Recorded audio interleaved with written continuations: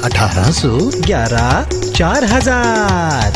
यही consumer helpline. जागो ग्राहक जागो।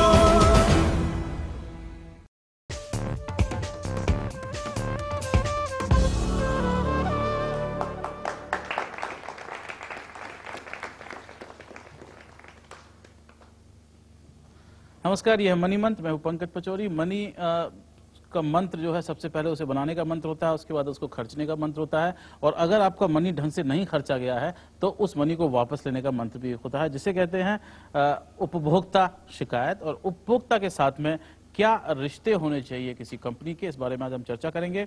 हमारे साथ में यहाँ पर स्टूडियो में श्री राम खन्ना साहब हैं, जो कि कंज्यूमर वॉइस के कर्ता धर्ता हैं और दिल्ली यूनिवर्सिटी में के साथ में मिलकर के कंज्यूमर हेल्पलाइन चलाते हैं, जो कि नेशनल हेल्पलाइन है, और जिसमें कोई 36,000 के आसपास कंप्लेंट्स हर साल जो हैं वो आती हैं। आप समझ सकते हैं कि एक दिन में 108 के आसपास कंप्लेंट्स आती हैं। इसके साथ में हमारे साथ में एस रामाकृष्णन है, जो कि रीजनल हेड है ब्रांच बैंकिंग के HDFC बैंक के।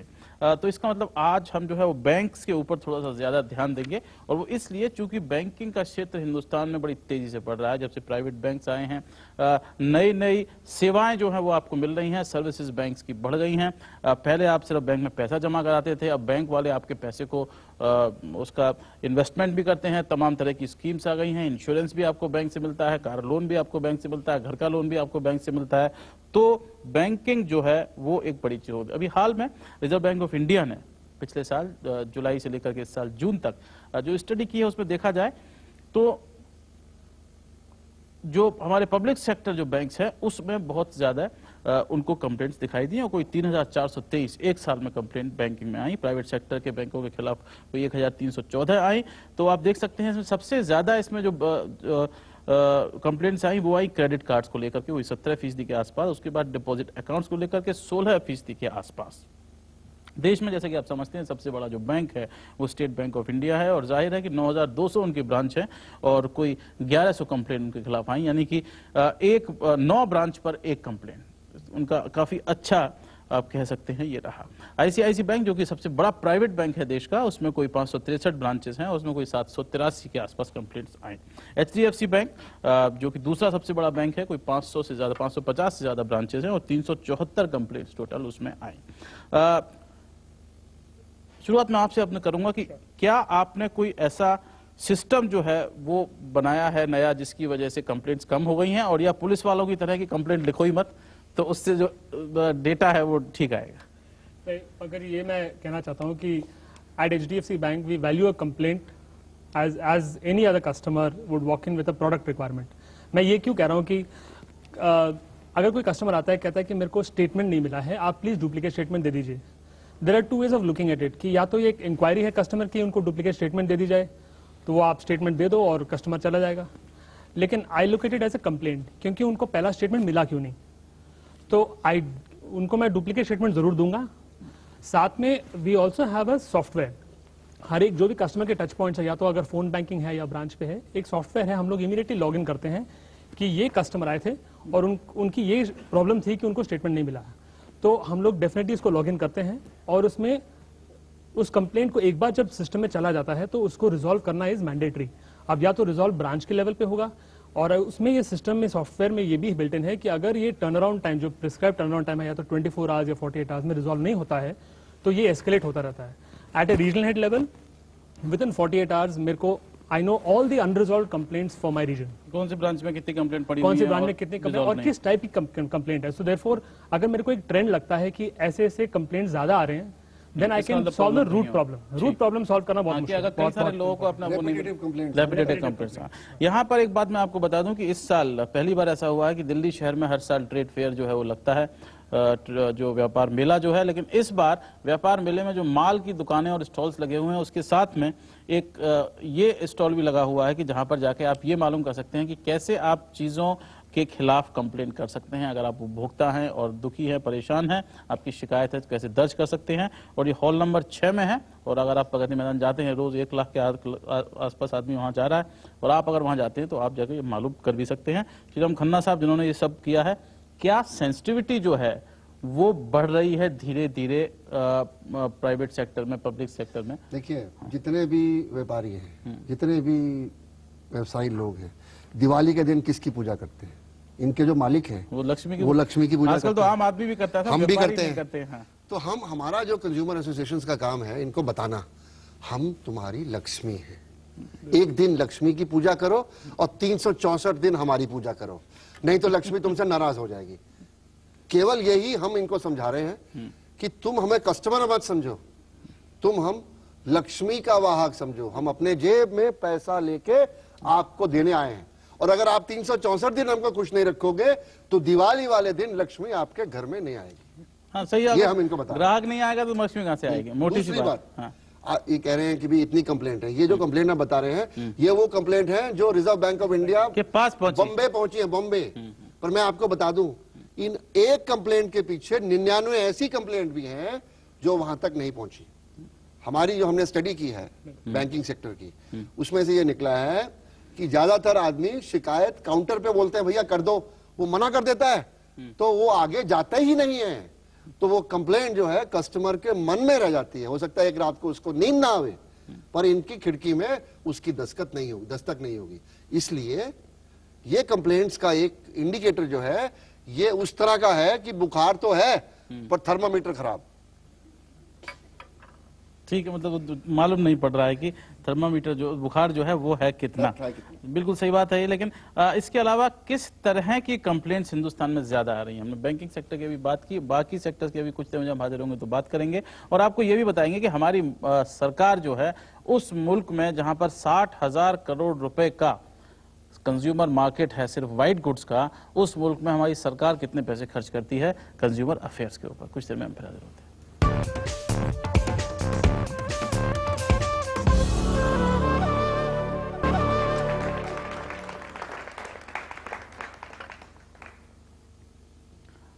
मनी मंत्र में आज हम बात कर रहे हैं उपभोक्ता के मंत्र के बारे में कि उपभोक्ता जो है वो अपनी शिकायत कैसे दर्ज करवा सकता है, क्या उसके पास में विकल्प हैं। अगर देखा जाए तो हिंदुस्तान में सबसे ज्यादा जो उपभोक्ता कंप्लेंट करता है वो दिल्ली शहर में करता है, और वो इसलिए करता है कि दिल्ली शहर में आप समझ सकते हैं कि कोई 20 से 25% जितना भी कंज्यूमर मार्केट है वो दिल्ली शहर में ही है इस मुल्क का। कोई 30% जो गाड़ियां हमारी जो हैं वो दिल्ली शहर में खरीदी जाती हैं, और इसीलिए 41% जो कंप्लेंट आती है वो दिल्ली शहर से आती है।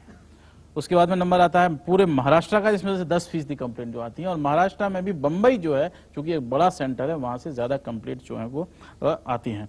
और इसमें अभी सबसे ज्यादा कंप्लेंट आजकल हमारे मुल्क में आ रही हैं, आपके आंकड़ों के अनुसार वो आ रही हैं टेलीकॉम सेक्टर के खिलाफ। 18% के आसपास कंप्लेंट जो होती है वो टेलीकॉम सेक्टर की होती हैं।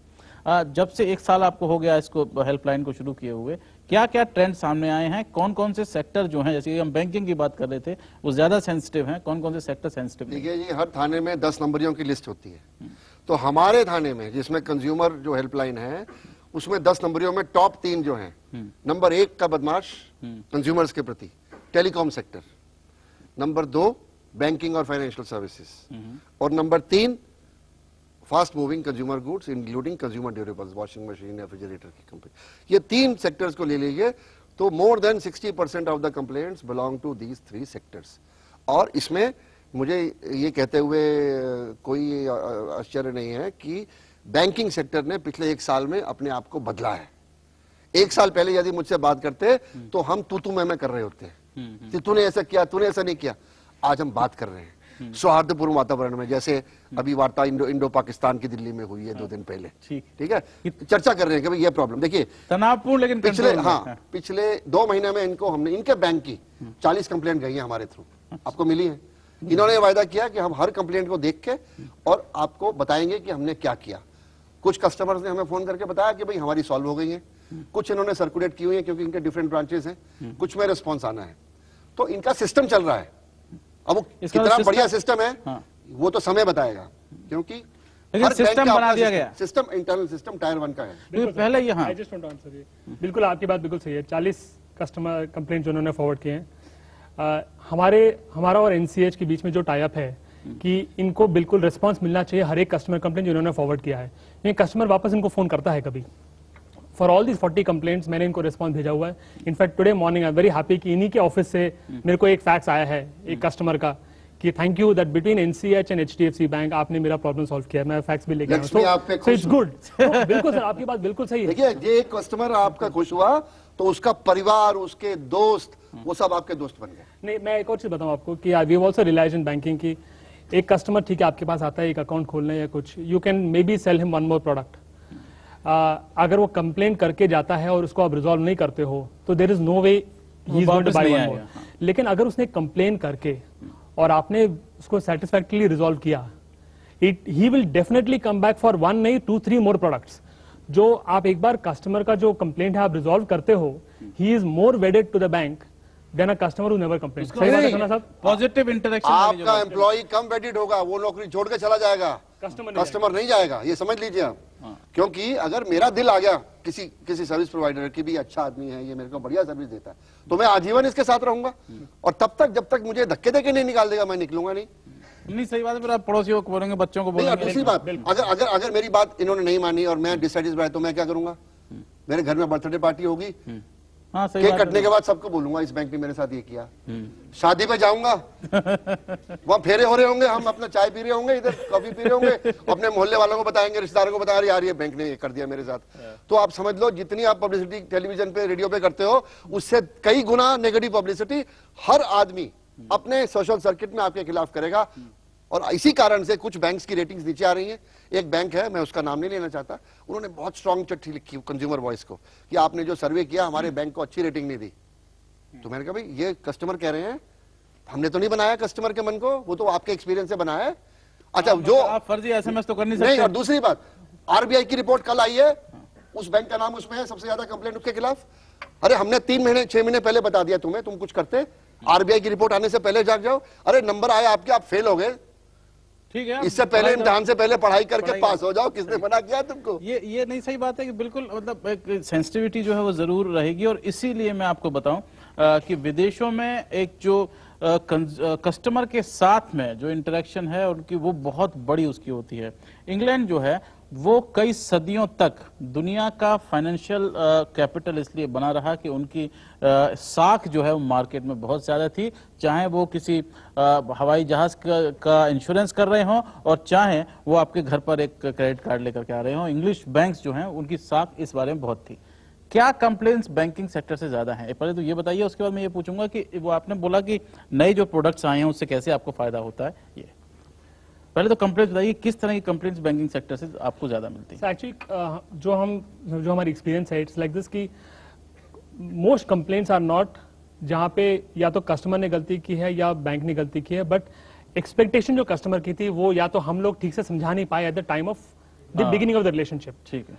सो इट इज नॉट कि बैंक ने कुछ गड़बड़ किया है या कस्टमर ने कुछ गड़बड़ किया है, but then it is important कि एट द टाइम जो कस्टमर सबसे पहले जो प्रोडक्ट लेता है उसके एक्सपेक्टेशंस को आप अच्छी तरह से उसको बताओ, उसको टेम्पर करो कि ये आपकी एक्सपेक्टेशन होनी चाहिए, बिकॉज ये हमारे प्रोडक्ट ऑफर कर सकते हैं।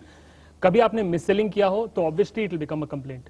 लेकिन अगर आपने उसको ठीक सब कुछ बताया कि मैं ये कर सकता हूं और ये नहीं कर सकता हूं, और उसके बाद भी अगर कस्टमर ने प्रोडक्ट लिया है, the chances of a customer complaint coming there are almost negligible. So that is the first thing कि जो हम लोग बोलते हैं बैंक में हम लोग मेजर करते हैं first time right, do everything first time right, फिर कोई प्रॉब्लम होती नहीं है उसमें। देखिए, ये बात जो कह रहे हैं बहुत जरूरी है। शिकायत होती है डिससेटिस्फैक्शन से, डिससेटिस्फैक्शन होती है एक्सपेक्टेशन से।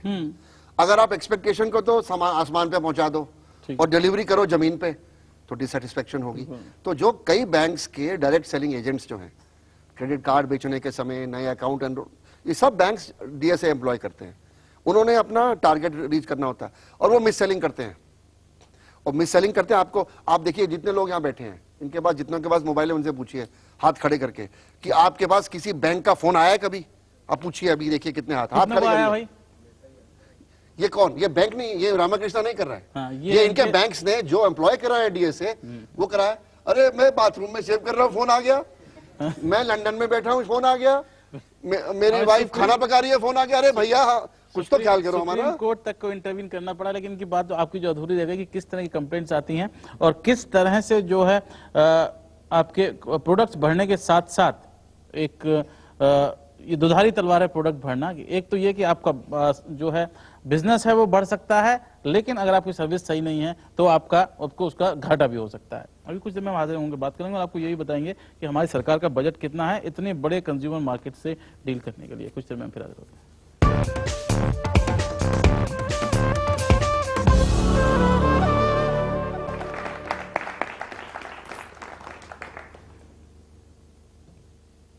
मनी मंत्र में आज हम बात कर रहे हैं कंज्यूमर के बारे में। कंज्यूमर को किंग कहा जाता है। अगर आप पढ़ाई करते हैं अर्थव्यवस्था की और आर्थिक या कॉमर्स की पढ़ाई करते हैं, लेकिन कंज्यूमर किंग तभी होता है कि जब उसको लगे कि वो किंग है और उसकी जो समस्या है उसका निदान सबसे ज्यादा जल्दी से जल्दी हो।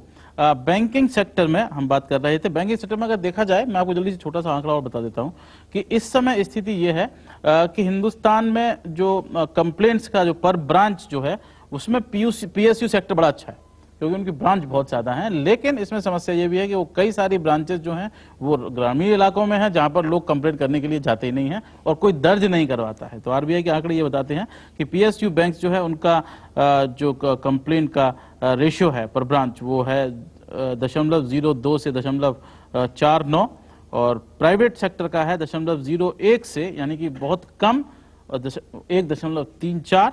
फॉरेन बैंक्स का सबसे ज्यादा है 0.11 से लेकर के 8.59, क्योंकि उनकी संख्या भी कम है और जितने लोग फॉरेन बैंक्स में जाते हैं वो अपने राइट्स हैं उनके प्रति ज्यादा जागरूक भी होते हैं। ये किस तरह की ज्यादातर कंप्लेंट, मैंने सिर्फ क्रेडिट कार्ड की बात की और अकाउंट्स की बात की, किस तरह की, और लोगों को कैसे देखना चाहिए कि कंप्लेंट करने से पहले ये देख ले कि भाई ये हमारे उसमें है या नहीं है। कि आप बैंक के ऊपर दाना पानी लेके चढ़ गए कि साहब आपने 60 रुपए मेरे क्यों लगा दिए इसमें, और ये क्या है, और ये आपने पहले नहीं देखा कि जब आपको ये सेवा दी जाएगी तो उसके 60 रुपए आपको महीने के लगेंगे। बिल्कुल सर। एक्चुअली मैं ये कहना चाहता हूँ कि this is an advice to all customers कि आप कोई भी प्रोडक्ट लेने से पहले आप हमें कभी बहुत तकलीफ होती है कि कस्टमर वो बोलते हैं कि सर ये अकाउंट ओपनिंग फॉर्म है, मैंने साइन कर दिया, आप भर दीजिए। Now that is the first mistake a customer does, क्योंकि मैंने अगर चलिए आपका नाम डाल दिया, अब पंकज का स्पेलिंग मैंने PNKAJ नहीं कर दिया, KUJ कर दिया गलती से, उसके बाद फिर प्रॉब्लम शुरू होती है। आपने कोई चेक जमा किया, चेक मैं बाउंस करूंगा क्योंकि नाम टैली नहीं होता है। कभी एड्रेस में गलती हो गई क्योंकि आपने नहीं भरा। सो फर्स्ट थिंग इज प्लीज आप कोई भी फॉर्म अगर आप भरते हो मेक श्योर कि आप खुद भर रहे हो उसको और आप साइन करते हो। बिल्कुल, अगर राइट है कंज्यूमर की तो जिम्मेदारी भी है। जिम्मेदारी भी है, नहीं तो then you are telling the bank कि आप सब कुछ भरो, लेकिन आप अगर गलती करोगे तो मैं आपको पकड़ूंगा, which is also not fair. So वो पहली चीज वो। सेकेंडली, हर एक प्रोडक्ट की सेल के साथ there are some terms and conditions, ask for it. Firstly as a bankers right, it is my duty to give it, it is a customers right to ask for it and read. तो क्योंकि most forms में होता है, या तो cards में हो या अकाउंट ओपनिंग में हो, there are terms and conditions, वो आप फॉलो करो once that is there. Because फिर बाद में होता है कि लीगली भी आई विल से कि टर्म्स एंड कंडीशंस में है, but then that is a messy affair. अगर customers aware right from the day one, complaints will never come. देखिए, इसीलिए मैं कहता हूँ रामकृष्णन जी बिल्कुल सही कह रहे हैं, जागो ग्राहक जागो। आंख बंद करके फॉर्म साइन कर दिया, उसमें लिखा हुआ है, बाद में कहते हैं जी मुझे तो पता ही नहीं था। तो ये तो सोते हुए ग्राहक की गलती है। आप कोई भी चीज खरीदें, रेफ्रिजरेटर खरीदें, वॉशिंग मशीन खरीदें, जूते खरीदें, कपड़े खरीदें, मिठाई खरीदें, कुछ खरीदें, सोच समझ के आपको खरीदना चाहिए। और हर एक के साथ टर्म्स एंड कंडीशंस है। मिठाई खरीदोगे तो डब्बा नहीं तोलेगा तो लड़ाई करोगे आप उससे, लड़ाई नहीं करोगे तो फिर वो तोलेगा, हर एक को तोल के देगा। इसलिए जागो ग्राहक जागो अब तक नहीं होगा। तब तक हर चीज में, बैंक में खासकर, आप लोन लेना चाहते हैं, हम देखिए जब भी टेलीफोन की घंटी बजती है नेशनल कंज्यूमर हेल्पलाइन पे, 8 लाइनें हैं, 1800, 11, 4000, 4000 को कहते हैं 400 BC पे भारी 4000, 1800 फ्री, 11 दिल्ली का कोड और 4000 ये है उसका नंबर। लोग आते हैं जी ये लोन पे ज्यादा पैसे ले लिए, बोलेंगे जी आपने पहले पता किया है? जिस तरह आप सब्जी का भाव पूछते हो 3 दुकानों से, उस तरह लोन का भाव क्यों नहीं पूछा आपने? अरे ऐसे भी होता है? हाँ बिल्कुल होता है। HDFC से पूछो, ICICI से पूछो, और फिर बैठ के सलाह करो किसी दोस्त के साथ। अगर आप मैथमेटिक्स इंटरेस्ट कैलकुलेट करना नहीं जानते तो पूछो, फिर पूछो कि भाई ये मिनिमम बैलेंस कितना है। अगर आपने चेक जमा करा दिया टाइम पे तो टाइम पे क्रेडिट क्यों नहीं हुआ? पासबुक पढ़ो, एंट्री देखो एक एक। तो जागना पड़ेगा ग्राहक को। और यही नहीं, जिस यूनिवर्सिटी में मैं प्रोफेसर हूं, उसने, कौन सी यूनिवर्सिटी है वो? दिल्ली यूनिवर्सिटी, हिंदुस्तान की सबसे बड़ी यूनिवर्सिटी, उसके बीए प्रोग्राम में और बीकॉम ऑनर्स प्रोग्राम में एक पेपर इंट्रोड्यूस हुआ इस साल से कंज्यूमर अफेयर्स पे। 100 नंबर का पेपर है, बीए के फाइनल ईयर में ऑप्शनल पेपर है, और इस समय दिल्ली के 70 कॉलेजेस में केवल एक कॉलेज में वो पढ़ाया जा रहा है, क्योंकि लोगों को पता नहीं है। मैं चाहता हूं कि हर विद्यार्थी वो पढ़े, क्योंकि सारी उम्र काम आएगा वो। फिजिक्स, केमिस्ट्री और बायोलॉजी तो कुछ देर काम आएंगी, ये तो पैसे का लेने देने तो सारी उम्र चलता रहेगा आपका। एक और चीज है जो मैंने नोटिस किया है, again as a part of the process, आपने कंप्लेन किया है, रिजॉल्व हो गया है, लेकिन at a regional office level मैं रैंडमली हर हफ्ते में 5-6 कंप्लेन में उठा के between me and my team हम लोग फोन करते हैं कस्टमर को, सर आपने कंप्लेन किया था, रिजॉल्व हो गया, I hope it is satisfactory. तो एक तो वो प्रेशर बना रहता है on the system to make sure कि कस्टमर इज सेटिस्फाइड। सेकेंडली, एक बार कस्टमर को जब ये फोन आता है हमारी तरफ से, सबसे बढ़िया चीज ही इज थ्रिल्ड कि ठीक है, एक तो प्रॉब्लम आपने वैसे भी रिजॉल्व कर दिया था, उसके बाद भी आपने एक हफ्ते बाद अपने फोन करके एक बार कंफर्म किया। कस्टमर को नशा आता है उस समय कि देखो और मेरे पूछने वाले और हिला दिया मैंने। और खन्ना जी मतलब भाई बंधु तो पूछते ही हैं, परंतु ये भी अगर पूछने लग जाए तो रात को नींद खन्ना जी एक और चीज है विच वी आल्सो रियलाइज्ड कि एक जब कस्टमर जो कोई रीजन देता है, सपोज अकाउंट क्लोज करके कोई रीजन है, अकाउंट क्लोज करने का रीजन देता है, he gives a right reason कि आपके लेट्स समझ लीजिए कि आपका बैंक पास में नहीं पड़ता है मेरे, तो मैंने अकाउंट क्लोज किया, इट्स अ राइट रीजन। लेकिन आप अगर थोड़ा प्रोब करोगे you will find out it may not be the real reason, और वो हम लोग हमेशा डिफरेंस करते हैं। राइट रीजन है, लेकिन वो कस्टमर शायद ये नहीं बोल रहा है कि मैं इसलिए नहीं बैंक कर रहा हूं क्योंकि आपके बैंक के साथ 2-3 और प्रॉब्लम है। तो आप 2-3 सवाल और पूछोगे, you will get to know the real reason, और फिर आपको और फिर आप उसको सॉल्व कर सकते और नहीं, और आप पूछोगे नहीं तो वो बताएगा नहीं, और क्या, क्योंकि अगर वो मना कर रहा है आपसे, रिश्ता तोड़ रहा है, तो आपको रियल रीजन तो वो ज्यादातर बताएगा नहीं। आप यदि एक आदमी एक आंख से अंधा है तो उसको ये तो बोलेंगे भैया तेरी एक बाजार बंद है, इट इज इम्पर्टिनेंट, तो बोलता नहीं है क्यों कर रहा है। पर अगर आपको तलब है, आप उससे प्यार करते हो और दिवाली के दिन आप अपने साथ बिठाना चाहते हो उसको, तो आप पूछोगे भैया हमसे क्या गलती हो गई।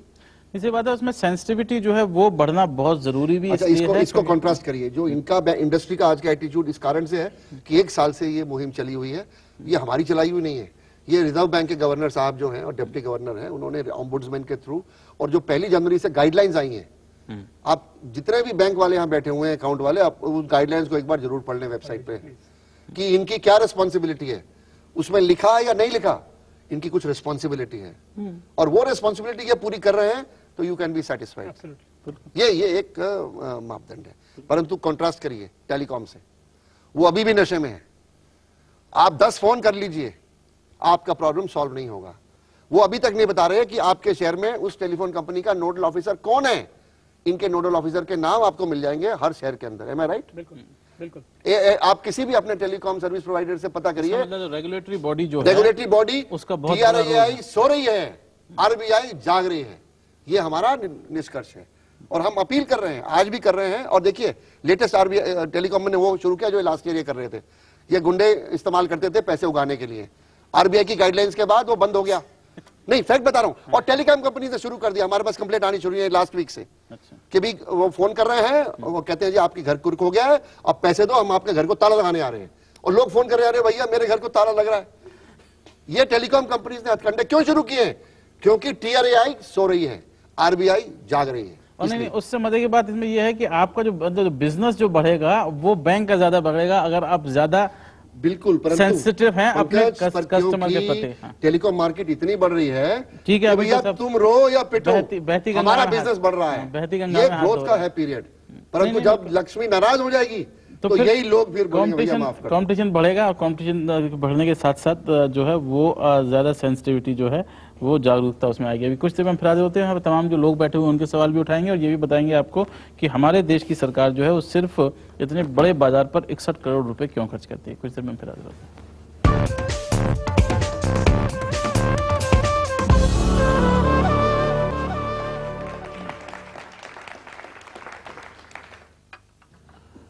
मणिमंत भाई, हम बात कर रहे हैं कंज्यूमर अफेयर्स के बारे में, उपभोक्ता अधिकार क्या है हमारे मुल्क में। और देखा जाए तो सरकार जो है आजकल अखबार अगर आप लोग पढ़ते हैं तो रोज आपको जागो ग्राहक जागो जो बात कर रहे हैं एक एडवर्टाइजमेंट मिल जाएगा।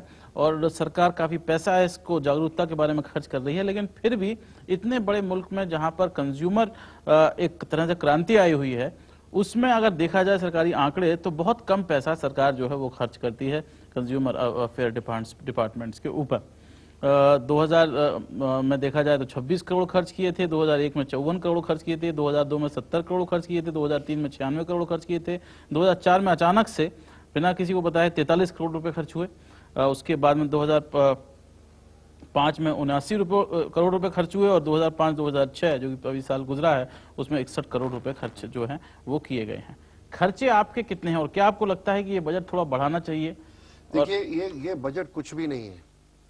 कंज्यूमर अफेयर्स मंत्रालय एक बहुत छोटा सा मंत्रालय है और देश के तमाम इंटरस्टेट कॉमर्स और कंज्यूमर अफेयर्स को ये कंट्रोल करता है और इनमें से एक बहुत बड़ा हिस्सा कंज्यूमर कोर्ट्स पे खर्च होता है जो सेंटर में है, ठीक है।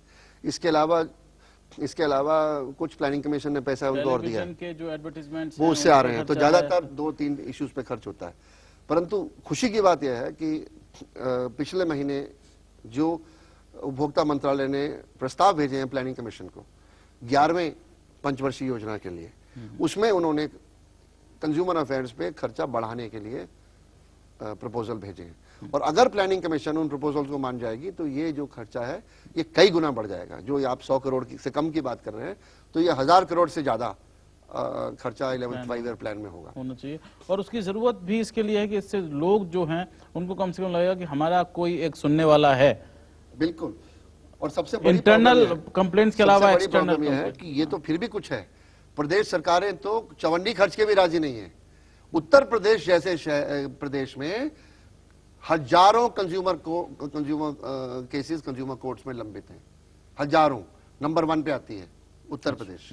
तो प्रदेश सरकारों का जो रवैया है, कुछ सरकारों को छोड़ के जिनमें मैं गिनवाना चाहता हूं, आंध्र प्रदेश बहुत बढ़िया है, महाराष्ट्र, गुजरात ऊपर, राजस्थान ऊपर, तमिलनाडु भी ऊपर है, बाकी कई जो प्रदेश हैं उनमें खासकर बिहार, उत्तर प्रदेश जो हिंदी बेल्ट के प्रदेश हैं, राजस्थान को छोड़ के, वो एकदम इसके ऊपर ध्यान नहीं देना चाहते क्योंकि वहां के राजनेता उपभोक्ताओं के संरक्षण को एक राजनीतिक विषय समझते ही नहीं है। जबकि इससे बड़ा राजनीतिक विषय कोई है ही नहीं। इसलिए मेरा निवेदन है, जितने लोग आपका कार्यक्रम देख रहे हैं, कि जो उपभोक्ता अगली बार अपने एमएलए एमपी को वोट डालने जाए तो उससे पूछे, भैया कंज्यूमर प्रोटेक्शन का तूने क्या काम किया, जरा मुझे गिना दे।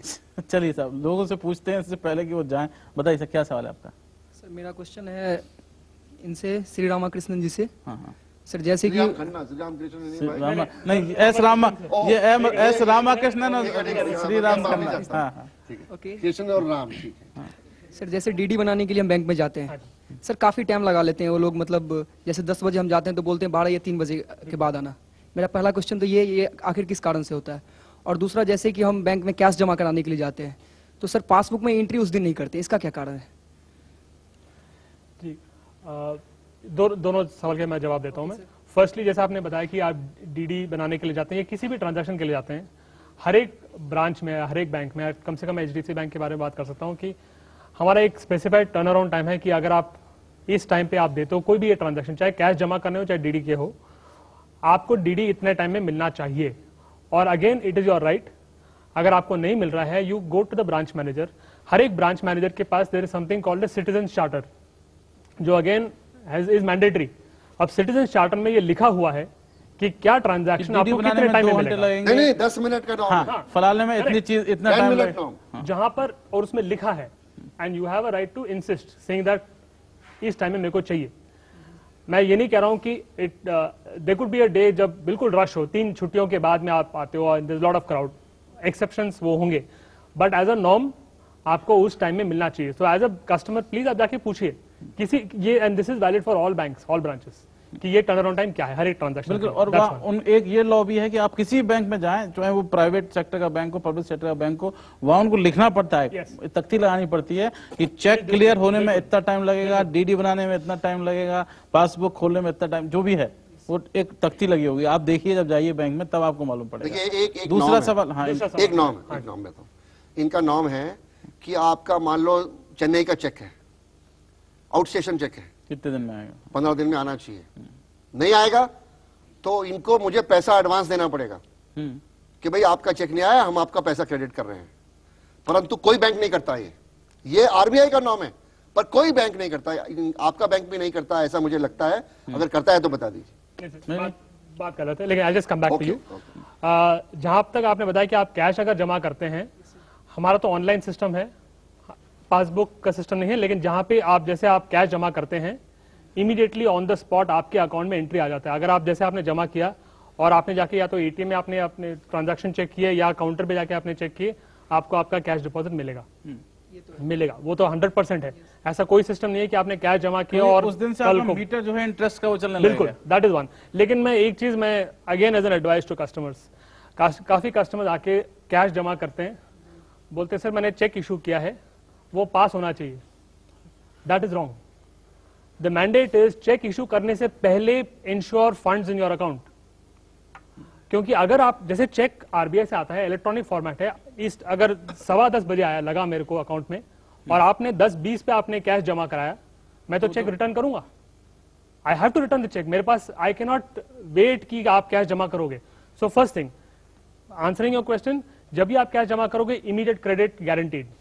फर्स्ट। सेकंड थिंग, अगर आपको लग रहा है कि ये कैश इसीलिए इतना इंपॉर्टेंट है क्योंकि आपका चेक लगने वाला है, उस बात की मैं गारंटी नहीं दे सकता हूं। I don't think any banker should give it, क्योंकि अगर आप चेक इशू करते हैं, it is your right, it is your duty to ensure कि फंड्स है आपके अकाउंट।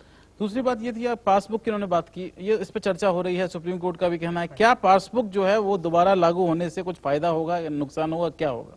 माय पर्सनल ओपिनियन, कुछ कस्टमर्स को लगता है कि इट विल बी यूजफुल, लेकिन वो है, there are some pluses and minuses and I think RBI has come out with their recommendations. We are definitely looking into it, but कुछ ये है कि कस्टमर को फिर जाना पड़ता है ब्रांच अकाउंट अपना अपडेट करने के लिए। स्टेटमेंट केस में तो उसको डायरेक्टली मिलता है। Apart from that net banking में तो है ही, स्टेटमेंट्स वगैरह उसको मिलते हैं, ईमेल स्टेटमेंट्स कुछ बैंक्स कर रहे हैं। तो there are pluses and minuses, but we will go by RBI what they are saying, we are examining it. अगर हो वो एरियाज पे डिपेंड करता है, गांव में जो है वो क्या वो पढ़ा लिखा है या नहीं, बिल्कुल बिल्कुल बिल्कुल, इंटरनेट लिटरेट है या नहीं है, इंटरनेट की एक्सेस है या नहीं है। अरे जो आदमी जिसने जीवन की पूंजी लगाई है वो कागज हाथ में चाहता है कि मेरे पास कितने पैसे हैं। अगर उसके हाथ में कुछ नहीं है और इलेक्ट्रॉनिक एंट्री है और वो इंटरनेट लिटरेट नहीं है, वो तो अपने आप को ठगा हुआ पाएगा, भैया मेरे पैसे कहाँ गए। बिल्कुल। जल्दी से एक सवाल और करने का, बताइए। सवाल करना चाहूंगी कि जो प्राइवेट सेक्टर है और उसमें गवर्नमेंट सेक्टर, इसमें फर्क है कि जो लोग डिपॉजिट करवाते हैं, जो वहाँ बैठे होते हैं, तो उनमें ये होता है कि जो भी उपभोक्ता आता है जो बैंक में पैसे जमा करवाने के लिए, कोई भी अनपढ़ गंवार जो भी है, तो उनको कोई समझाता नहीं है, क्योंकि सोचते हैं कि अनपढ़ गंवार है, पीछे छोड़ देते हैं, आगे लेते हैं जो जिनको थोड़ी नॉलेज है। लेकिन जिनको नॉलेज नहीं है उनके लिए क्या कर सकते हैं, जिनको अभी तक वो फॉर्म भरना रहता है कि बैंक से कैसे पैसे निकाले और कैसे जमा कराया जाए। ये बहुत बड़ा मुद्दा हमारे मुल्क में। आप बताइए। बिल्कुल नहीं सर, जहाँ तक ऐसे सवाल, I have not faced my bank, but if it is happening, let me assure you, हमने क्या किया है, आप काफी हमारे ब्रांच में जाएंगे, we have samples put up कि आप अगर कोई फॉर्म भरना है, इस तरीके से आपने भरना है, यहाँ पे साइन करना है, यहाँ पे टिक करना है। अगर आपके पास, जैसे इन्होंने बताया, कोई इलिटरेट कस्टमर आ गए, उनको फॉर्म भरना नहीं आता है, तो हमारे वहाँ पे कस्टमर सर्विस एग्जीक्यूटिव बैठे हुए हैं who will and I will guarantee you this online on TV that any customer service executive अगर कोई illiterate customer जाता है उनके पास, कहता है कि आप प्लीज हेल्प कर लीजिए, they will help and they are supposed to sit with them and explain to them कि आप यहाँ पे ये फॉर्म भरिए, वो भरिए, यहाँ पे आप साइन कीजिए, यहाँ पर ये आप वो जरूर एक्सप्लेन करेंगे। देखिए, जागो ग्राहक जागा का एक ये भी मतलब है, अगर मैं पढ़ा लिखा नहीं हूँ, मुझे कम से कम अपने बैंक में से पैसे जमा करने और निकालने आने चाहिए। ये कंज्यूमर अवेयरनेस का एक पार्ट है। अरे आप 10वीं क्लास नहीं पढ़े, पर पैसे की गिनती आनी चाहिए, तो हिसाब किताब आना चाहिए, कैसे पैसे निकालने हैं, कैसे डालने हैं, आना चाहिए आपको। बिल्कुल। और जरूरी है, खासकर हमारे मुल्क में जहां पर इस समय एक होड़ लगी हुई है कि कैसे रूरल एरियाज जो हैं वहां पर आप अपना बिजनेस बढ़ाएं। मैं आपको बता दूं कि हिंदुस्तान में 60% जो मोटरसाइकिल हैं वो आजकल रूरल एरियाज में बेची जाती हैं। हाँ, वहाँ बेची जाती हैं और ज्यादातर लोग जो हैं वो उसको आजकल लोन पे ले रहे हैं। तो वहां पर पंकज, एक और चीज, जहां पर भी मेरे रूरल ब्रांचेस हैं, आप देखेंगे मोस्टली जो मेरे स्टाफ है वहां पे, they are from the same village. तो इसमें क्या है कि थोड़ी जान पहचान बनी रहती है विद कस्टमर हु वॉक्स इन, कि अरे ये तो मेरे बैंक का लड़का, तो मेरे विलेज का लड़का है। So there is always and it's also an employment opportunity plus customer service. बिल्कुल। ये हाँ बताइए साहब। Private sector banks education loan क्यों नहीं देती है?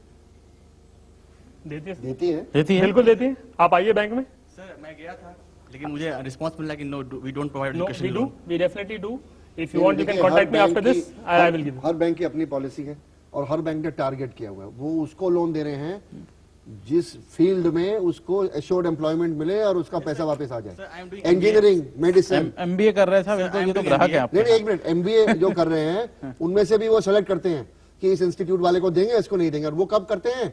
वो प्लेसमेंट रिकॉर्ड देखते हैं कि लास्ट ईयर इनके जो कैंडिडेट में कितने लोगों को नौकरी मिली, 100% प्लेसमेंट थी नहीं, इसकी एवरेज सैलरी कितनी थी। अगर एवरेज सैलरी EMI से ऊपर थी तो वो बोलेगा हाँ जी आइए, नहीं तो बोलेगा जी हम देते नहीं। देखो ये एक बात है। और दूसरी बात, ये लोन कोई आपको दे, ये आपका राइट नहीं है, ये आपका राइट नहीं है। वो इसकी कमर्शियल वायबिलिटी देखेगा, और वो किसी भी कारण से वो आपको मना कर सकता है। इसलिए मेरा सुझाव ये है कि आप शॉपिंग करिए, कौन सा बैंक मेरे लिए बढ़िया है। कुछ बैंक उस कंडीशन में दे देंगे, दूसरा बैंक नहीं देगा, तो आप जाइए ढूंढिए, जिस तरह आप सब्जी खरीदते हैं ना, दुकान जाके खरीदिए। बिल्कुल हाँ, क्योंकि बैंक आजकल आपको सिर्फ लोन नहीं दे रहे, सिर्फ आपका खाता नहीं खोल रहे, बैंक आपका पैसा है वो म्यूचुअल फंड में जमा कर रहे हैं। बैंक आपका, जैसे आपने कहा, नई नई तरह की जो स्कीम्स हैं वो आ गई हैं, एजुकेशन लोन है, कंज्यूमर लोन से, हर तरह के लोन आ गए। अभी कुछ देर में फिर हाजिर होते हैं और तमाम जो लोग बैठे हुए हैं इनसे यहाँ से और बात करेंगे। और ये भी हम देखेंगे कि क्या हमारे मुल्क में इस समय जो स्टैंडर्ड्स हैं बैंकिंग के, वो विदेशों से मेल खा रहे हैं या नहीं खा रहे हैं। कुछ देर में फिर हाजिर होते हैं।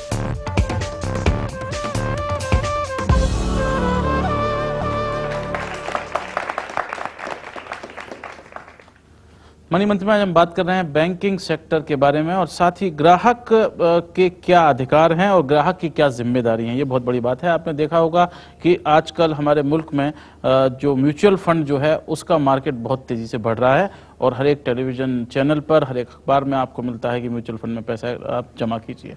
उसमें आपको ये देखना पड़ेगा कि अंत में जो बोलते हैं वो बहुत जल्दी जल्दी से बोलते हैं कि please look at the market condition, वो बहुत जरूरी चीज है। आप जब भी पैसा लगा रहे हैं कहीं पर, आप उसको देखिए। ये हमेशा वो कहते हैं कि जो पहले पैसा आप कमा चुके हैं वो गारंटीड नहीं है कि आगे भविष्य में भी आप वो कमाएंगे, क्योंकि जो पैसा म्यूचुअल फंड वाले लगा रहे हैं वो इक्विटी मार्केट में लगा रहे हैं, डेट मार्केट में लगा रहे हैं, और उसके जो हालात हैं वो कभी भी बदल सकते हैं। जैसे कि आपने देखा सेंसेक्स जो है हमारी, कभी ऊपर जाती है कभी नीचे जाती है, वैसे ही रिटर्न आपको उसमें मिलेगा। तो ये जिम्मेदारी जो है ये भी बहुत ज़रूरी है देखना। बताइए सर। मेरा क्वेश्चन है कि मेरे पापा ने क्रेडिट कार्ड लिया बहुत ही रिपीटेड बैंक से, उन्हें गोल्ड क्रेडिट कार्ड दिया गया। 2 साल के बाद उस बैंक ने कॉल किया कि सर आपकी ट्रांजैक्शन बहुत अच्छे है, आपको हम एक फ्री क्रेडिट कार्ड दे रहे हैं, फ्री। 1 साल के बाद उन्होंने उस पर उसके चार्ज, कुछ जो एनुअल चार्ज होते हैं, उन्होंने लगा दिए। जब मेरे पापा ने कॉल किया उस बैंक में तो उन्होंने फिर मतलब उन्हें डाटा कि मेरे आप दोनों कार्ड कैंसिल कर दीजिए, मुझे नहीं चाहिए आपके कार्ड। तब उन्होंने कहा सर आप लाइन पे बने रहें, 2 मिनट में हम आपके प्रॉब्लम सॉल्व करेंगे। फिर उन्होंने दोनों कार्ड फ्री कर दिए। सर उन्होंने हमारे ग्रीवांस तो सॉल्व कर दिए, बट मेरा क्वेश्चन है कि वो चांस एक लेते हैं banks, private, specially private banks, कि अगर कस्टमर कोई कंप्लेन नहीं कर रहा तो लाइक ऐसे उन्होंने बहुत सारे कस्टमर को कॉल किया होगा, और जिन्होंने कॉल नहीं किया होगा, जिनका उन्होंने फ्री नहीं किया, उनसे तो वो चार्ज करते हैं। पर देते वक्त उन्होंने कहा कि सर आपको कोई फॉर्म नहीं भरना पड़ेगा, कोई ये नहीं है, आप सिर्फ बोल दीजिए हम आपको क्रेडिट कार्ड फ्री भेज देंगे। तो मेरा क्वेश्चन है कि वो अगर के कोई चांस, अगर वो बैंक जो ले रहे हैं उसके बारे में क्या कर रहे हैं। ये बहुत ही रिपीटेड बैंक नहीं क्या था। मैं तो I can never accept this as a banker और एज अ कस्टमर कि अगर मैंने प्रॉमिस किया है आपको फ्री है तो it has got to be free, there is no doubt in that. वो फ्री कहते हैं लेकिन 1 साल के बाद वो ऐसे कहेंगे नहीं सर, मैं एक साल बाद वो ये कहते हैं सर हमने फ्री 1 साल के लिए कहा था, लाइफ टाइम। अच्छा अच्छा अच्छा, मैं एक मिनट खन्ना जी, एक मिनट। मैं in fact now I want to borrow a line from professor Khanna कि जागो ग्राहक जागो। I want to borrow this line please. As a bank, अगर किसी ने, बैंक या कोई भी अगर सर्विस प्रोवाइडर है, कुछ भी अगर उन्होंने प्रॉमिस किया है, फर्स्टली आई वुड सजेस्ट कि आप you should ask for something in writing, क्योंकि 1 साल बाद कोई भी दे टेल यू कि मैंने कभी प्रॉमिस किया ही नहीं। So this things are normally documented. Bank आप प्रेज्यूम कर रहे हैं कि उन्होंने कहा कि 1 साल के लिए फ्री है, उन्होंने बताया नहीं बताया। मैं इनफैक्ट केवल इतना कहना चाहता हूँ कि ये बड़े धड़ल्ले से हो रहा है, और टेलीफोन आते हैं, आप सिलेक्टेड हैं जी, आपको ये गोल्ड कार्ड चाहिए, जो फोन आते हैं वो बैंक नहीं, जो जैसा उन्होंने टेलीफोन पे कहते हैं, आप उनकी बात समझ लेते हैं। और हमने ये सीखा है कि जो ये कह रहे हैं वो सही है, तो कहते हैं जी देखो ऐसा है, मुझे आपकी बात समझ में नहीं आ रही है, मुझे घर में सलाह करनी है, आप लिख के भेजिए। ठीक है, वो आधे जो झूठे वायदे हैं वो लिख के नहीं आएंगे, क्योंकि जो वायदा पूरा नहीं कर सकते वो लिख के नहीं देंगे। तो मेरा आपसे नम्र निवेदन है आपको जगाने हेतु कि जब भी कोई बैंक वाला या प्राइवेट कंपनी वाला या कोई बेचने वाला आपको टेलीफोन पे कोई ऑफर दे, तो उसको बोले भाई आपका ऑफर बहुत अच्छा लग रहा है, पर मुझे अपने परिवार में सलाह करनी है, इसीलिए आप लिख के भेजिए, चिट्ठी से भेजिए, ईमेल से भेजिए, फैक्स से भेजिए। वो कहते हैं नहीं, हम आपके पास आदमी भेज रहे हैं। बोला नहीं, अभी आदमी को मिलने के लिए मेरे पास टाइम नहीं है, पहले मुझे अपने परिवार से सलाह करनी है कि जो आपकी लिखी हुई चीज है। मैं ये जानना चाहता हूँ कि जो हम इंफॉर्मेशन फिल करते हैं फॉर्म भरते समय, अकाउंट खुलवाते समय, वो उसकी प्राइवेसी पॉलिसी आपकी क्या है? क्योंकि मैंने अकाउंट खुलवाते समय एक पर्सनल कॉन्टैक्ट नंबर जो था, जो मैंने पर्टिकुलर उस बैंक को दे रखा था, और एक ईमेल आईडी, वो फिर दूसरे बैंक के पास कैसे गया? उस बैंक के पास से फिर कॉल्स आते हैं और ईमेल्स आते हैं, तो मैं ये जानना चाहता हूँ कि आपकी प्राइवेसी पॉलिसी क्या है? बिल्कुल, जहाँ तक, and this is a banker customer confidentiality clause इसको बोलते हैं, कि अगर आप मेरे कस्टमर हैं एज अ बैंकर, जो भी डेटा आपने दे रखा है, बिल्कुल I am assuring you confidentiality. अगर आपको उसमें से कोई कॉल कोई करता है, it should be a bank officer, it should be from the banking system, कि अगर जैसे आपने मेरे को अपना एक नंबर दिया and I am calling you, that is my responsibility. एक और चीज है, and I want to go further beyond confidentiality, अगर आप उस पर आप फोन बैंक से भी नहीं चाहते हैं, today professor Khanna also aware there is a do not disturb और डू नॉट कॉल रजिस्ट्रेशन। वो भी जैसे हमारे बैंक के, आप या तो आप ब्रांच में वॉक इन कीजिए या आप वेबसाइट पे आप लॉग इन करिए कि you can give a number saying इस फोन नंबर पे मेरे को फोन नहीं चाहिए, एंड हमारे रिकॉर्ड्स अपडेटेड हो जाते हैं, उसके बाद फिर आपको उसमें फोन नहीं आता है। अगर द फैक्ट, अगर ये आपका नंबर किसी और बैंक वालों ने आपको फोन करना सर्विस के पास चला गया, किसी बैंक के पास चला गया, फ्रॉम अ प्रोसेस पर्सपेक्टिव मैं आपको अश्योर कर सकता हूं कि ऐसा no bank typically will share a database with anybody else. अगर ऐसा कुछ हुआ हो specifically, again I request, please go to your branch manager, जो भी बैंक है, जहां भी ब्रांच है, आप please go to them and find out how it happened. As a process ये ऐसे चल नहीं सकता है, it's impossible, because every bank is so careful कि ये उनका कस्टमर है, वो क्यों किसी और बैंक को देगा? It's almost illegal, it is illegal, it's illegal. Confidentiality जो है बैंक, पंकज जी मैं आपको बताऊं, बैंक के बीच में, लॉयर के बीच में, एक आदमी को 6 डिफरेंट सोर्सेज से फोन कैसे आ रहे हैं? फिर अगर ये बात सही कह रहे हैं तो एक भी फोन नहीं आना चाहिए, कैसे आ रहे हैं? उसका कारण ये है कि अकेले बैंक तो है नहीं इंडस्ट्री में, 100 से ऊपर बैंक है, और ये जो मेलिंग लिस्ट है, कस्टमर्स लिस्ट है, ये बाजार में बिकती है, इनको खरीदा बेचा जाता है, इनका रेट भी है depending on the profile of the customer, 1 रुपए से लेके, और what is the highest price? No but I am telling you, मान लो होम लोन की लिस्ट है किसी बैंक की, 20-20 रुपए पर एक एड्रेस के वो बिकती है। वो कैसे बिकती है? और हर बैंक का और हर टेलीकॉम कंपनी का यही जवाब है, तभी हमें पता नहीं। तो मैंने क्या करना शुरू किया, और हम सलाह दे रहे हैं लोगों को, जो आपका फोन आए, बोले भाई आपने चोरी के नंबर पे फोन कैसा किया? ये नंबर तो चोरी का है, ये मेरा नंबर है, आपको किसने दिया? आप चोरी का माल इस्तेमाल करते हो, आप इतने बड़े बैंक के आदमी हो के चोरी कर रहे हो? अरे उसको शर्मसार कर दो आप, क्योंकि जब तक ग्राहक जागेगा नहीं और अपना राइट नहीं बताएगा, तब तक ये होता रहेगा। और ये बिक रहा है, सुप्रीम कोर्ट भी इसको रोकने में असमर्थ है, आरबीआई भी नहीं रोक पा रहा है, टीआरएआई भी नहीं रोक पा रही है। और उसका कारण यह है कि रोज मुझे तो कम से कम 5 या 6 टेलीफोन आते हैं, और मैं सब में चोरी का इल्जाम लगाता हूँ। चलिए, तो इसका मतलब चोरी का अगर आपका नंबर है तो उसके खिलाफ भी आपके पास में शिकायत करने का वो है। जो शिकायत हमने बताई है ना, वो इससे इम्प्रैक्टिकल है। 100 बैंक है, मैं 100 की साइट पे जाके लिखूंगा डू नॉट कॉल मी, ये काम आरबीआई का है। नहीं सर, नहीं, सबकी साइड में वो अपने बैंक जिसको आप दे रहे हैं, नहीं, परंतु जिस बैंक से आप अकाउंट खोल रहे हैं, कॉल तो दूसरे बैंक से आ रही है। प्लीज अंडरस्टैंड, बिल्कुल नहीं सही। 100 बैंक हैं, क्या मैं 100 बैंक की साइट पे जाके लिखूंगा? मुझे अपना काम धंधा कोई नहीं है क्या? मैं यही करता रहूंगा, डू नॉट कॉल। इसलिए आरबीआई का काम है ये कि एक रजिस्ट्री होनी चाहिए, डू नॉट कॉल, सारी बैंकिंग इंडस्ट्री के लिए। एक बार रजिस्टर हो गया तो ये जैसे अमेरिका में है, वो सब पे लागू होता है। और अगर कर दिया तो फाइन दो, पैसा दो। अगर आपने गलती से कर दिया, वो तो सुप्रीम कोर्ट के बड़े कस्टमर को आप हर्जाना दो, भैया लक्ष्मी कुछ इधर भी आने दो।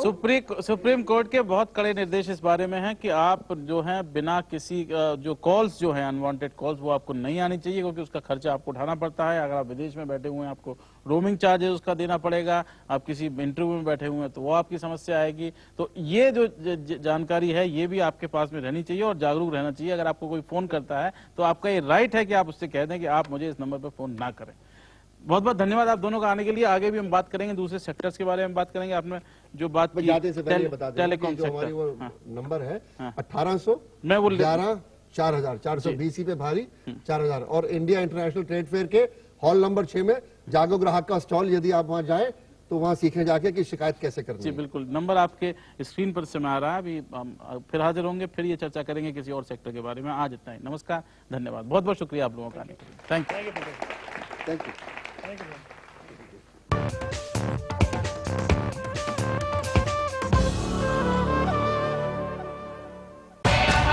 This is NDTV, and you're watching NDTV Profit.